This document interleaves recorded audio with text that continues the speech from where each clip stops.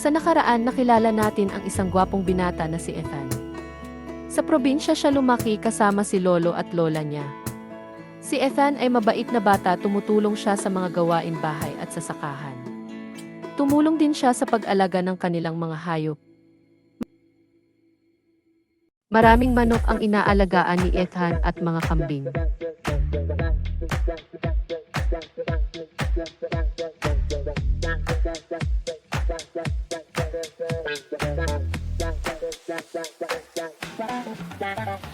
Malaki ang palayan ng kanyang lolo at sari-sari ang mga pananim nito. Mayroong sagingan, kamotehan at iba pa.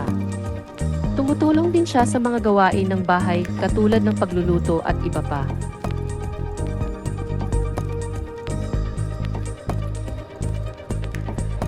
Isang araw nagkasakit ang kanyang lolo sabay ng kanyang graduation. Malungkot si Ethan sa araw na iyon sa kanyang graduation. At doon na sila pinapatira sa bayan ng kanyang ina na nasa abroad. Dumating ang araw na nag-aaral ng kolehiyo si Ethan. May hindi inaasahan na pangyayari dahil sa kanilang paaralang nakikita niya ang isang estudyante na kaedad niya at pareho ng mukha sa kanilang paaralan. Palagi niya itong sinusundan hanggang sa lumapit siya, bigla itong hinimatay. Dinala niya ito sa hospital. Doon niya nalaman ang katotohanan na mayroon siyang kakambal dahil pumunta sa hospital ang kanilang ama na si Eric. Nag-iyakan ang dalawa nang malaman na siya ang matagal nang hinahanap ng kanyang ama na doktor na si Dr. Eric Vasquez. Alam ni Erland na may kambal siya na matagal na hinahanap sa kanyang daddy, pero hindi na sila nagkikita simula nang dinala siya sa ibang bansa upang ipagamot ng kanyang lolo at lola na magulang ng kanilang ama na si Eric. Masakitin si Erland simula bata. Kaya hiniwalay ang dalawa upang ipagamot. Dinala nila ito sa ibang bansa. Si Elaine ang kanilang ina, nabuntis ito sa panahong sila ay nag-aaral pa ng college. Si Elaine ay nag-aaral pa noon ng nurse samantalang si Eric ay nag-aaral bilang isang doktor. Labis na nalungkot ang kanilang mga magulang. Pero kahit ganoon pamantanggap ito sa mga magulang ni Eric at handang alagaan si Elaine, ngunit ipapakasal sila kung matatapos na si Eric sa kanyang pag-aaral bilang doktor. Samantalang galit naman ang tatay ni Elaine sa nangyari dahil may pangarap ang magulang na makapagtapos ito bilang nurse. Gusto ng magulang ni Eric na dalhin si Elaine sa kanilang tahanan habang nagbubuntis ito, habang hihintayin si Eric na makapagtapos sa pag-aaral ng doktor. Pero hindi pumayag si Elaine na tumira sa kanila. Ngunit ganoon pa man, patuloy na nagsustento ang magulang ni Eric. Sa araw ng kanyang panganganak napansin na masakitin ang isang kambal at ito si Erland. Palagi itong binabalik sa hospital. Malaki na ang kanilang nagastos, kaya nagdesisyon ang mga magulang ni Eric na dalhin ito sa ibang bansa upang ipagamot si Erland. Laking lungkot ni Elaine na magkahiwalay ang dalawang anak. Para sa kaligtasan ng kanilang anak, pumayag si Elaine na ipadala na lang sa kanyang parents-in-law ang anak. Samantalang si Elaine naman ay naiwan para kay Ethan ang kambal ni Erland.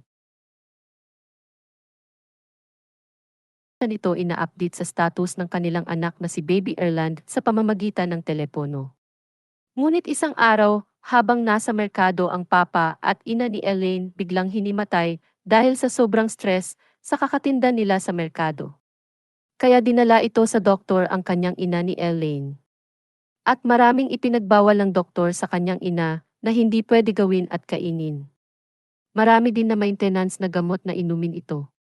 Kunti na lang ang pera nila ni Elaine, kaya naisipan nila na ibinta ang kanilang pwesto sa merkado at lumipat na sa probinsya.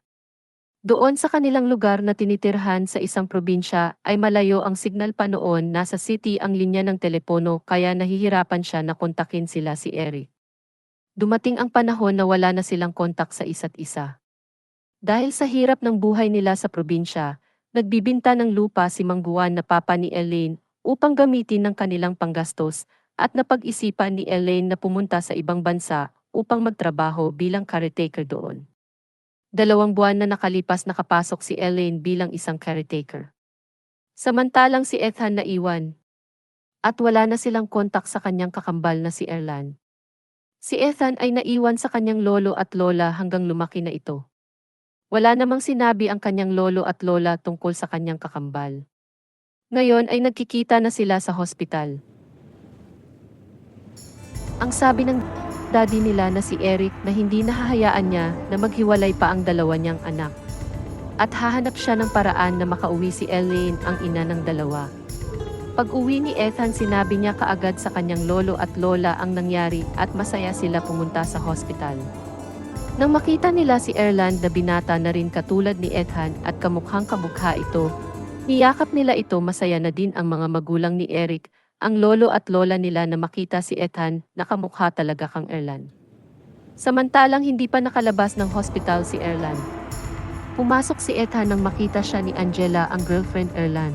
Laking tuwa nito, ang akala nito siya si Erland, at bigla itong sumama ang loob niya kang Ethan sa sinabi sa kanya na hindi siya si Erland. Tapos dumating si Ella, tinawag si Ethan. Natulala si Angela, akala niya pinaglaruan siya ni Erland, kaya bigla itong yumakap kay Ethan. Sobrang galit naman ni Ella, akala niya ay nagtataksil si Ethan at tumakbo papalayo si Ella. Hindi alam niya ang gagawin sa panahong yun. Sasaktan ng sobra si Ella. Akala nit pinagtaksilan siya ni Ethan, at si Angela naman ay lumayo sa kanya nang habulin niya si Ella. Buti na lang dumating ang daddy niya na si Eric. At nakita din ito ni Angela na dumating ang kanyang tito Eric. Sabi agad ni Angela kay Tito Eric na anong nangyari kay Erland, bakit bigla itong nagbago sa kanya.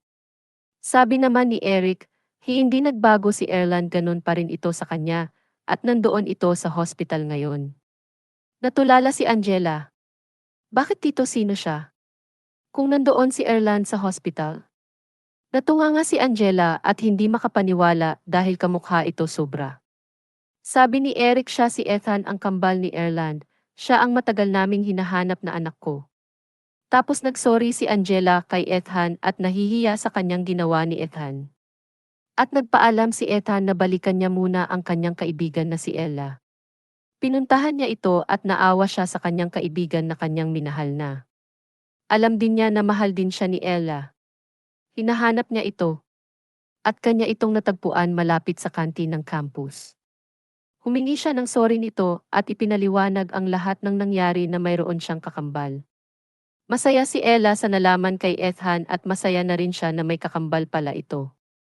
At sinabi ni Ethan kay Ella, Ella, kahit kailan hindi kita magawang saktan dahil simula bata pa tayo ay lagi na tayong magkasama at biniro pa ito, alam kong mahal mo ako, at napatawa. At bigla na namang nagtatampo si Ella, sabi ni Ethan, ito seryoso na to. Mahal na mahal kita noon pa, kaya hindi kita magawang saktan. Sabi naman ni Ella, maniwal ka, nagbibiro ka lang ba? Totoo yun Ella, mahal kita, pero ang tanong lang kung mahal mo din ba ako? Sabi naman ni Ella, malaking, hindi. Sabi naman ni Ethan kay Ella, oy, iiyak ba si Ella? Kung hindi mahal niya si Ethan, haha, biro niya kay Ella. Please Ella, seryoso na to, sagutin mo ba ako? Sabi ni Ethan. Sabi naman ni Ethan, bukas Ella, may salo-salo kami sa bahay, gusto ko dumating ka. Ok Ethan, pupunta ako, biro naman niya kay Ethan, kasi alam kong mami-miss mo ako at bukas malaman mo ang sagot. Sabi ni Ethan, totoo ba Ella? Ihe. Sabi naman ni Ella, hindi mo pa nga alam ang sagot kung o ba hindi, masaya ka na, basta surprise na lang. Pagkabukas ng umaga naghanda na si Ella na pumunta doon sa party, at naisipan nito na isurprise niya si Ethan na sagutin ng halik sa pisngi. Dumating na siya sa bahay nila Ethan, at lumapit siya kung saan mayroon nakaupo na lalaki na kaporma ni Ethan, sinurprisa niya to ng halik sa pisngi. Nagulat si Ethan dahil si Erland ang nahalikan ni Ella at hindi siya abangan ang susunod na mangyayari.